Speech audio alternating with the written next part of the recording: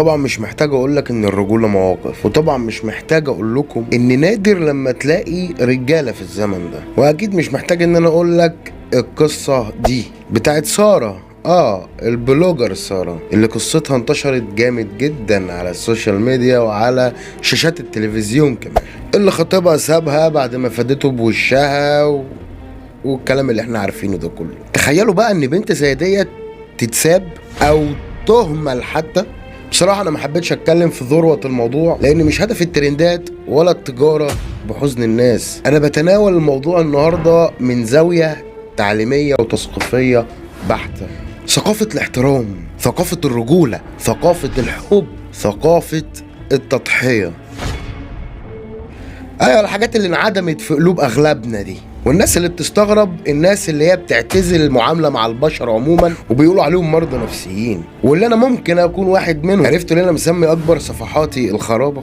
اتمنى الرساله تكون وصلت. يعني انا اكتشفت ان الناس اللي بتعتزل البشر بسبب صدمات وخيانات ان مش هم المرضى النفسيين، واكتشفت ان الناس دي اللي بتعتزل البشر والناس اللي زي حالاتي كده عندهم حق جدا، يعني ان هم ينعزلوا عن البشر تماما، ان اللي بنشوفه منهم مش شويه، لكن اغلبنا بيكونوا اجتماعيين زياده عن اللازم للاسف.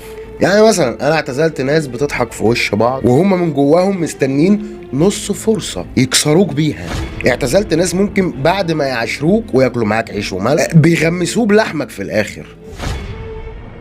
اعتزلت مثلا ناس باعوا روحهم ونفسهم للشيطان، واصبح القابض على دينه كالقابض على جمره من نار. وده مش كلامي، ده كلام الرسول صلى الله عليه وسلم. بجد احنا المفروض نحمد ربنا على نعمه الاكتئاب اللي يبعدنا عن كل ده. انا يمكن استشهدت بالموضوع بتاع البلوجر ساره ديت علشان اقول حاجه ليها علاقه بالكلام اللي انا قلته من شويه ده.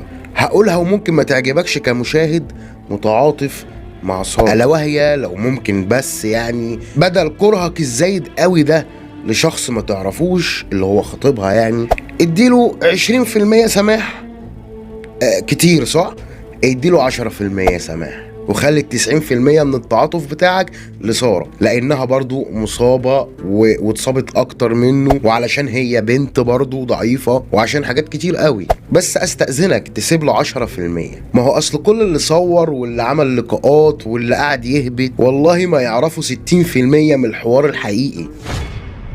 فبالتالي احنا كمتلقين، وانا من ضمن المتلقين على فكرة، انا مشاهد عادي جدا، مش هنعرف كتير من اللي بين السطور. يعني ممكن فيما بعد يحصل في الامور امور ونعرف ايه السبب اللي خلى الناس تطلع عليهم ويعملوا اللي عملوه، ويطلع سبب هنندهش منه كلنا مثلا، وتطلع في الاخر تجنيت على شخص انت ما تعرفوش وظلمته ولو بالقول ولو بالدعاء حتى. فسيب براح لنفسك ولفكرك، وما تسمحش للترندات والناس اللي بتتكلم سواء صحافة سواء اعلام، ما تسيبهمش هم اللي يشكلوا وعيك. وبلاش يكون ليك رأي في حاجة انت مش ملم بيها 100%.